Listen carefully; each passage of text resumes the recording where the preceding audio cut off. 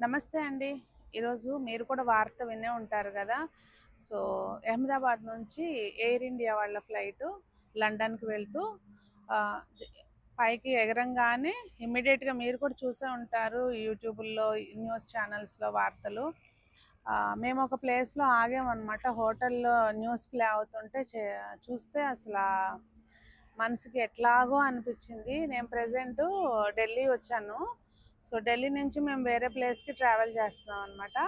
అక్కడ మధ్యలో ఫుడ్ తినటానికని ఆగితే అక్కడ న్యూస్ చూస్తే అసలా మాకు మైండ్ పనిచేయలేదనమాట కాసేపైతే. సో, మనం అంటూ ఏమి చేయలేం గానండి. ఆహ్, ఇలాంటి సంఘటనలు జరక్కోకుండా ఉండాలి అని భగవంతుడిని కోరుకోవటం తప్పించి మనం ఏం చేయలేము. ఎవరికైతే ప్రాణ నష్టం జరిగిందో ఆత్మ వాళ్ళందరి ఆత్మకి శాంతి చేకూరాలని భగవంతుని